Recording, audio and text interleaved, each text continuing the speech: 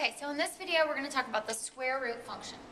So basically, you've got your x squared graph that's going to look like this. So to get a square root function, we want to take and kind of reflect it over the line y equals x. Because if you think about it, the square root is the inverse of an x squared. Just like a reflection is the inverse of something else. So if here's our y equals x and here's our parent graph, then our square root graph, if we reflected it, we would kind of be here. And you'd want your vertex still at your origin. Now on your notes you'll notice it says problem. Well, what is the problem here? We're talking about a function, and if you notice, this function doesn't pass the vertical line test. And that's a problem. Because in order to be a function, it has to pass the vertical line test.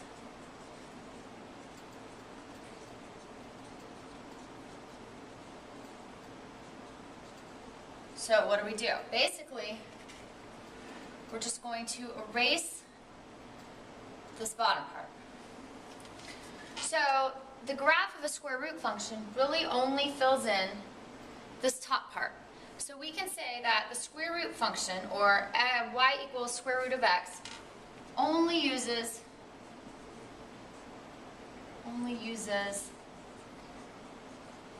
the top part of the graph, or is only in the positive side.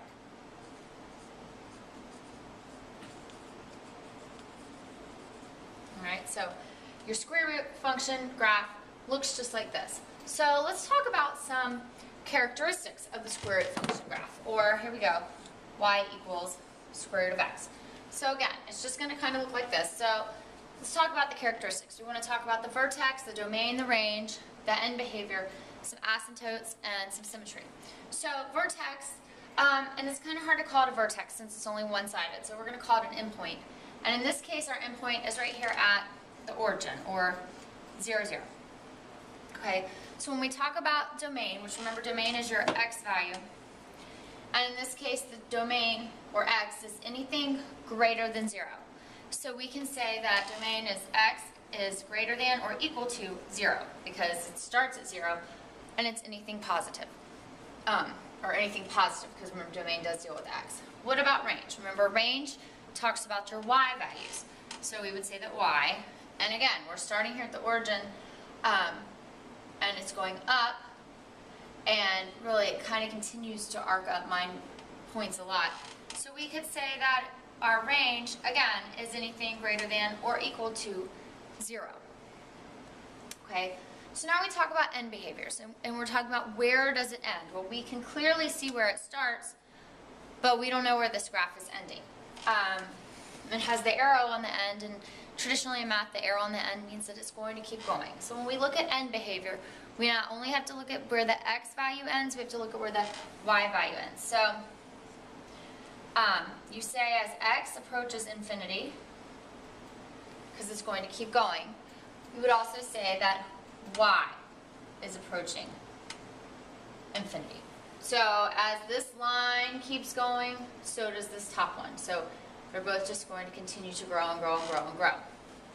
Okay, asymptotes. Now we haven't really talked about asymptotes yet, and we're really going to get into it as we talk about other types of graphs. But essentially it means where does your graph approach the 0 line? Well, this one doesn't approach the 0 line. So in this case, we would say, as far as asymptotes, there are none. And now, how about symmetry? Well, when I erased the other half of that graph, I took away the symmetry. There's no other half to this. There's no symmetry. So as far as symmetry, when we look at this graph, we again can say none. So these would be the characteristics of our square root graph. But this is what it looks like.